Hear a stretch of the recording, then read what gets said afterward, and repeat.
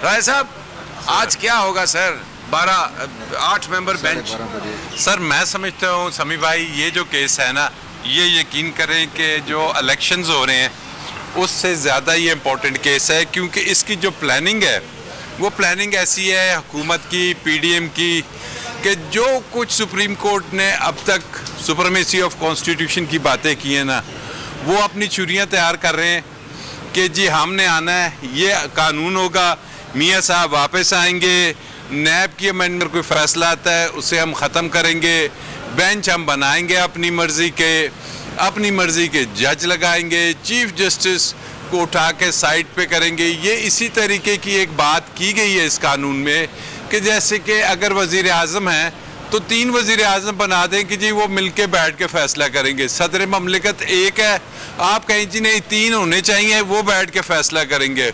वो army chief एक है, आप कहें नहीं जी उसके साथ 3 और होंगे तो फिर वो फैसला करेगा। What nonsense! ये इस किस्म की कानून साजी की जा रही है जिससे आईने पाकिस्तान का आर्टिकल 191 डायरेक्टली आप उसको हिट कर रहे हैं एक सब ऑर्डिनेट लेजिस्लेशन के ज़रिए। और मैं समझता हूँ कि ये जजेस को की अपनी जो अदारा है उसकी सर्वाइवल की बात है। मुझे तो याद है जब 18th अमेंडमेंट आई और 18th अमेंडमेंट में एक मामूली सा उन्होंने कहा कि जी जो जजेस की अपॉइंटमेंट होगी, आईनी अमेंडमेंट थी समी साहब, तो इन्होंने उठा के डस्टबिन में कहा कि जी this is amounts to interference in the independence of judiciary and this amounts to me in regulating the judiciary in getting decisions of their own choice, जो कि दुनिया में कहीं नहीं की जाती। और इसको एक काम ज़रूर मेरी ये होगा कि जो हमने वो हाल देखा कि जी वो नैब के अमेंडमेंट के केस में दर्जनों पेशियां होती रहीं, अगर उस हिसाब से ये बड़ी सिंपल सा एक इसमें पॉइंट है, फैसला आ जाता है और इसको फौरी तौर पे निपटा देना चाहिए। लिंगर ऑन होते हुए हमने इलेक्शन वाला भी मैटर देखा, विच शोज़ के जी जब दूसरी तरफ से मैलाफाइडीज़ हैं तो वो फिर ऐसे हरबे इस्तेमाल किए जा रहे हैं।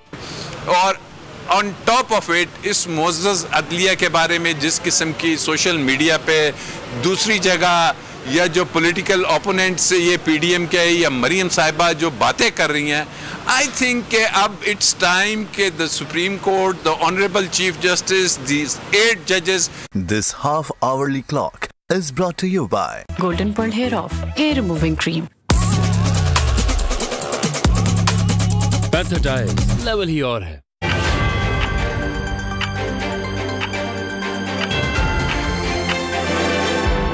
फिर चलता रहेगा ऐसे। तो गोया आज कंक्लूड हम इस तरह करते हैं कि अब देखते हैं कि सुप्रीम कोर्ट इस अनार्की को कैसे रोकता है।